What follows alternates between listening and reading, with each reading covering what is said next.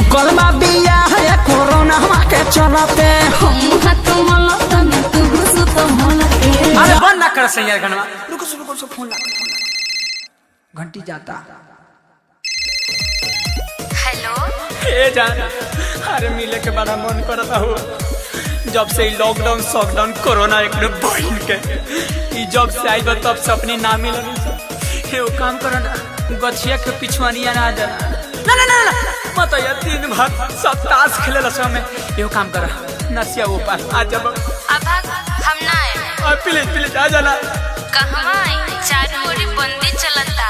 lockdown लागल बा घर ही रहा ए भाई बुक ना अब हम ना आए मुजवानी कटा गइल बा ऊख भी कटा गइल बा होटल स्कूल कॉलेज सब बंद बा कहां मिलल जाई कुछ दिन ऐसा ही गुजारा कर ला आप फोन रखा ए यार फोन में त काट देलस रे त काटी ना साली लॉकडाउन में ओकरा के बोलावत तू आई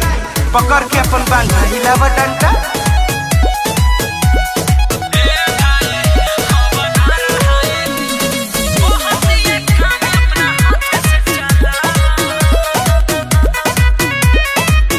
जब करतानी फोन माला काट देतिया कहतानी मिले के तो डांट देतिया अरे यार हमरा सुन करा जब करतानी फोन माला काट देतिया कहतानी मिले के तो डांट देतिया कहतिया काम अपना हाथ से चलावा खाली वही फिर में रहे इसका जब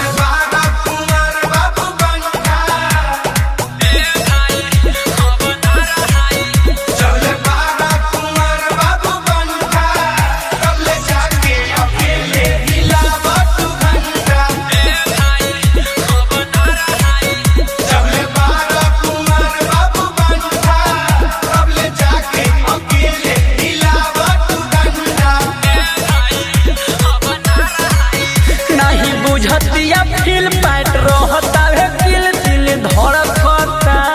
फौजी से निर्मा साबुन से धोआ ली है एक कर जवानी भाई भीतर भड़कता एक कर जवानी भाई भीतर भड़कता ए भाई सपना में आके छुए लार मोर टप टप छुए बिया बेमारी धरवल है दावा दी अब तो है आगे आपन हाथ भोला जगन्नाथ रे दोसरा के कोरोना नहीं हो रहा ज्यादा गरमी में धले बापे जा चल जो रे बाबू तेरे को एक मेरे फोन तो निराउरी धरावा रुक धरावा हेलो तू ना मनबा का साथ धरे होवा का ए जाना मन नहीं करा साथ धइले रहेला का हमेशा फोन रखा जब बाबा कुंवर बाबू बनता जब बाबा कुंवर बाबू बनता अब ले जाके अकेले हिलावा तू घंटा जब बाबा कुंवर बाबू बनता अब ले जाके अकेले हिलावा तू घंटा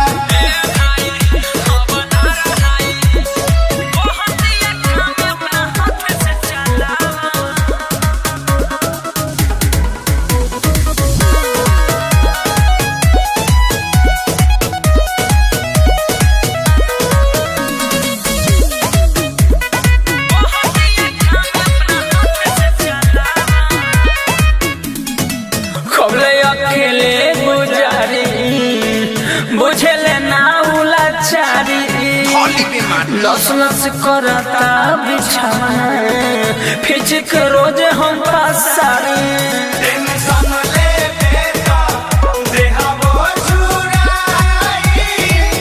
बाद में ना अगुओ कोनो आई तो हम कहाँ जाए रे सच बात राहुल